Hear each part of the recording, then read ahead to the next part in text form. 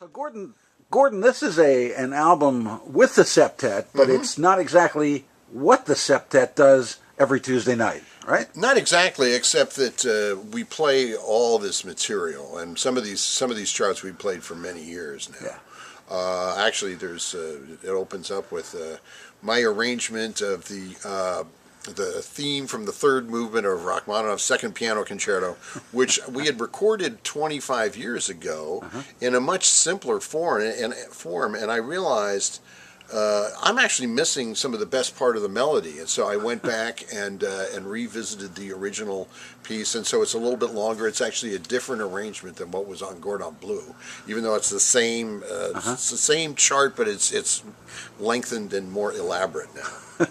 Well, just to clarify for people who do come on Tuesday night and hear the septet, you do stop between tunes on the album. Exactly, that's true. We do. Although I tried to, one thing that I really like about the septet is how we figured out a long time ago that it's a great way to transition from one song to another, to give the solo to one person, and they play all by themselves, and they set up the next song.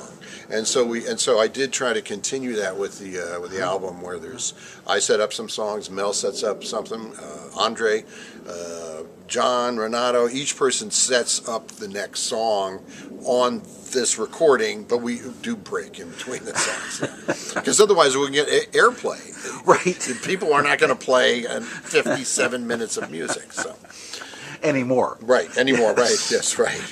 There was a time when you play the entire side of Jack Johnson. Yeah, right, instance, I know, right. That was those were the golden days. Yeah. So, this septet is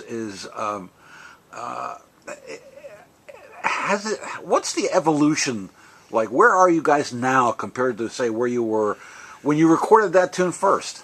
Of course, we started as a quintet back in 1986 at the Hobbits, a famous, notorious club from the 80s, and then continued over the years. We had different gigs at different clubs in between the Hobbit, but now we've been at Jimmy Mac's for, I want to say, what is it?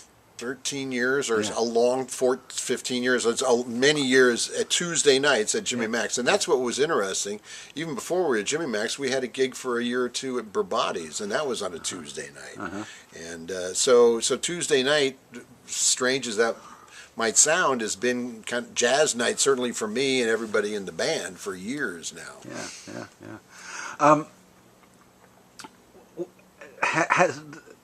Did it start out, in the format that you do know, where you just play for an hour and a half? We first did that. We first started segueing from one song to another or I should say, maximize our time at a performance at the Mount Hood Festival of Jazz. And I want to say that was in 1986 or 87, something like that, where we realized if we didn't stop in between songs, we could get more music in. And so, and then it just sort of took off. There are bands that have been doing that Art Blakey used to do that. God, Sun Ra would play 3 hours without stopping. Frank Zappa would play 3 hours without stopping, going directly from one song to another. So I've George Clinton is another one. So there's a tradition of that. Some of my favorite performers have developed that.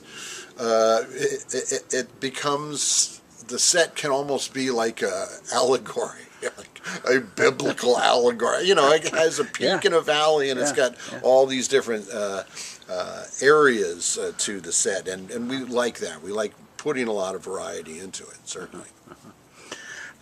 You've added a couple of people over the years. Yes. Derek Sims replaced there.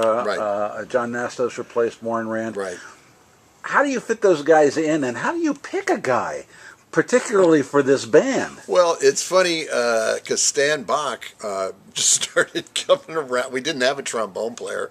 I want to say this is back in the mid-'90s, around 95, 96, and Stan just started coming down every week and sitting in with the band.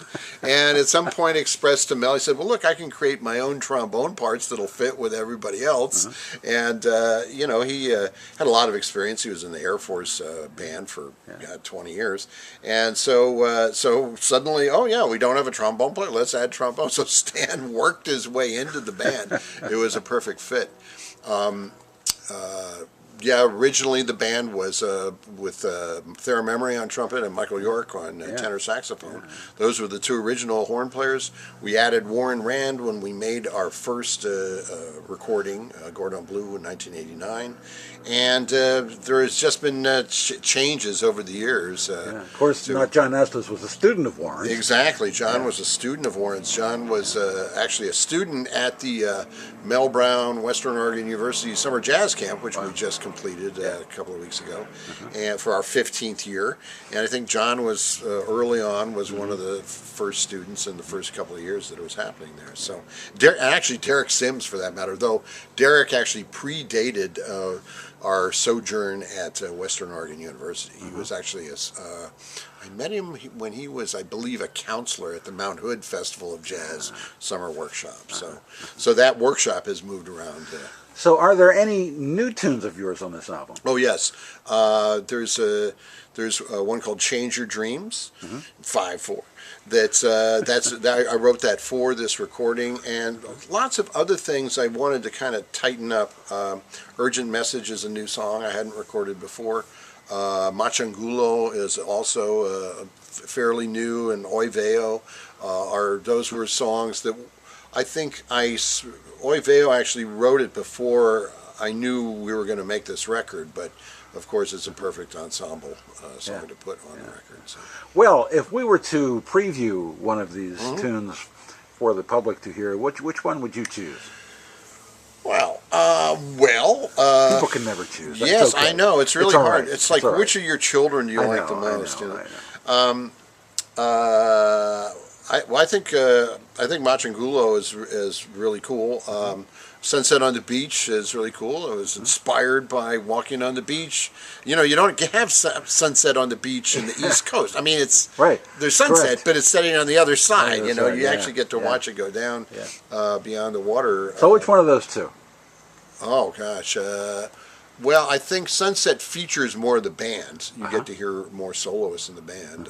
But Machangulo, which is also a beach song, but it's a beach in Mozambique, actually. So there's a sort of a beach thing, I guess. And I like the beach. The beach is nice. Apparently. Well, okay. Congratulations on the new album. Well, thank you. And we can see you every Tuesday night. Thank you. Absolutely. Every Tuesday. And our party is September 23rd, Tuesday, September 23rd at Jimmy Mac's. All that information is elsewhere on this page. That's great. All right. Thanks a lot. Thank you.